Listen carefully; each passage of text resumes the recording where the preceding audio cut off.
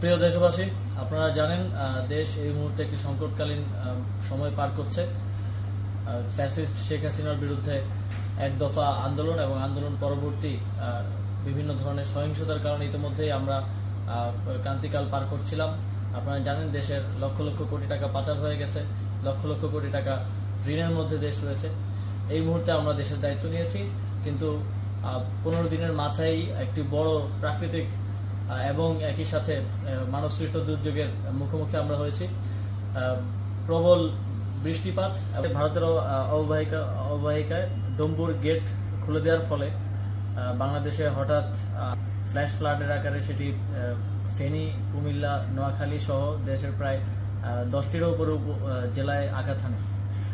ভারত কোনো প্রকার সতর্কতা ছাড়াই এই গেটটি খুলে দেয়। প্রায় 31 বছর পর প্রথমবারের মতো এই গেটটি খোলা হয়। তো আমরা উদ্বেগ প্রকাশ করছি এবং একই সাথে সারা দেশের সকলকে জাতীয় ঐক্য গঠন করে এই সংকট মোকাবেলায় এগিয়ে আসার আহ্বান জানাচ্ছি।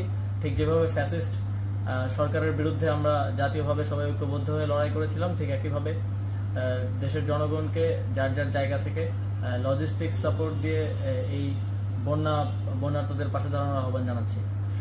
আপনারা জানেন ইতিমধ্যেই আমাদের ত্রাণ ও দুর্যোগ ব্যবস্থাপনা মন্ত্রণালয় কাজ করে যাচ্ছে এবং যুব ও ক্রীড়া মন্ত্রণালয় থেকে আমাদের প্রায় 18,500 যে রেজিস্ট্রেড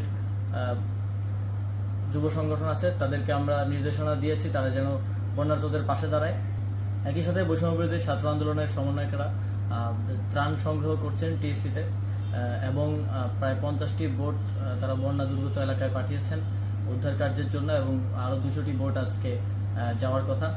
তো সার্বিকভাবে সারা দেশের জনগণকে আবার আহ্বান জানাই, যারা ব্যবসায়ী আছেন আপনাদেরকেও আহ্বান জানাই, দেশের এই সংকটকালে আপনারা এগিয়ে আসুন এবং এই পরিস্থিতি মোকাবেলায় সকলে ঐক্যবদ্ধ হয়ে সহযোগিতা করুন।